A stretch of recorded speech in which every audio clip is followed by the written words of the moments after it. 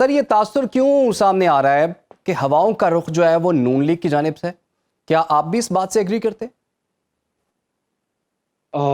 जाने ना जाने, गुल ही ना जाने, बाग तो सारा जाने। मेरा नहीं ख्याल कि इमरान इस वक्त सियासत का कोई अदना सा तालिब इल्म भी अगर हो और जो पाकिस्तान के सियासी माजी को समझता हो, अगर उसके सामने आप ये सिनेरियो रखें और उसको जरा सा भी कोई इबहाम हो कि हाँ नहीं, मुस्लिम लीग नून को सपोर्ट और हिमायत हासिल नहीं है। अभी कुछ देर पहले आपके प्रोग्राम से हमजा शहबाज साहब ने तो खुल के कह दिया कि इस्टेब्लिशमेंट के साथ अगर वसी तर कौमी मफाद में चला जाए तो ये बहुत अच्छी बात है, और इस्टेब्लिशमेंट के साथ अगर अच्छे तरीके से चला जाए तो ये तसलसल, पॉलिसीज के तसलसल के लिए जरूरी है। तो भाई अगर यही इस्टेब्लिशमेंट इमरान खान को समझती थी कि इसके साथ चलने से मुल्क ठीक होगा, तो फिर वो भी तो वसी तो कौमी मफाद था ना इस्टेब्लिशमेंट का, इमरान खान का। तो अगर उसके साथ चले इस्टेब्लिशमेंट तो वो तो होगा हराम, अगर इनके साथ चले तो वो होगा हलाल, अगर उनके उसके साथ चले तो वो है मुल्क की तबाही। और अगर हमजा शहबाज कहे कि हमें इस्टेब्लिशमेंट के की तसलसल चाहिए, सपोर्ट चाहिए, तो वो होगा वसीयत कौमी मुफाद।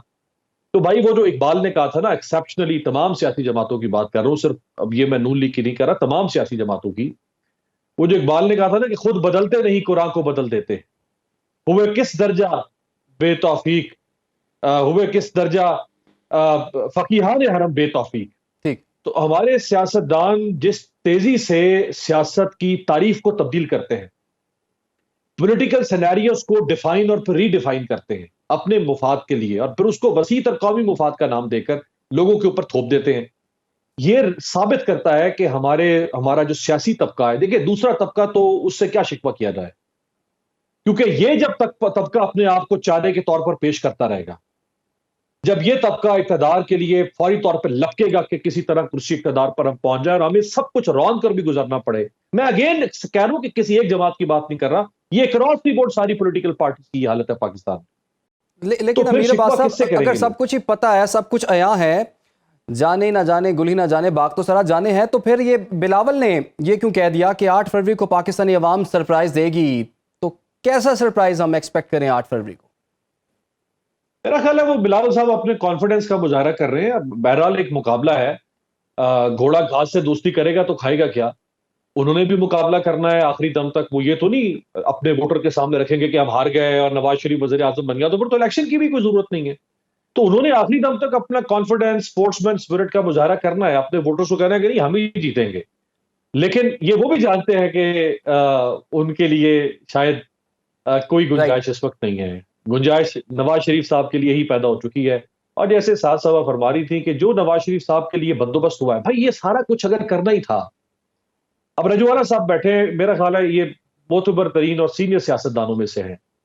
बाजी में भी बहुत कुछ होता रहा है, लोग सेलेक्ट होते रहे हैं, जी। लाडले रहे हैं, लेकिन कुछ थोड़ा सा भरम तो मेंटेन रखा जाता है ना। सहर कामरान साहिबा ये कह रही हैं कि लोग इसलिए हमारे जलसों में आते हैं क्योंकि लोग हमारी परफॉर्मेंस से बहुत खुश हैं, लोग हमसे इश्क करते हैं।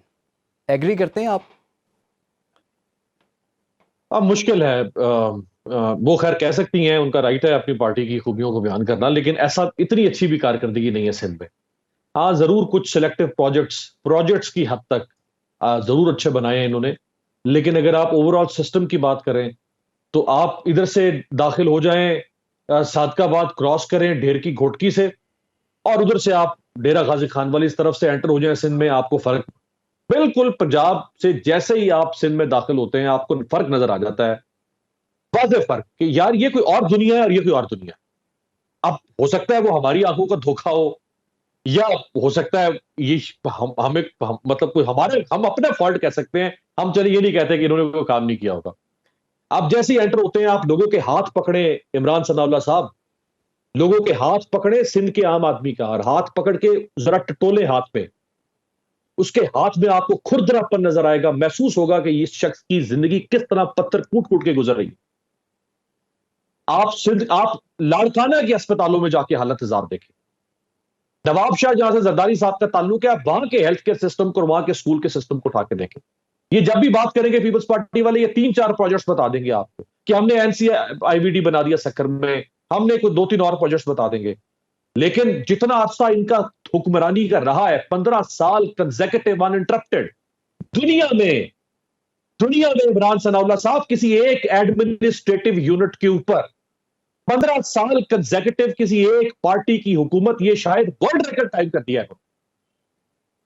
कहीं पर भी एक एडमिनिस्ट्रेटिव, और 18वीं तरमीम के बाद राइट्स भी सारे इन्होंने ले लिए, और उन 15 सालों आप में जितनी साढ़े चीजें बता 16 रहे हैं साल अमीर साहब, अमीर अब्बास साहब, जितनी चीजें आप बता रहे हैं, इसके बावजूद वोट तो पीपल्स पार्टी को ही पड़ा है ना, गवर्नमेंट तो उनकी ही बन रही है ना, तो फिर अगर वोट वहां पड़ा है फिर हम क्या कर सकते हैं?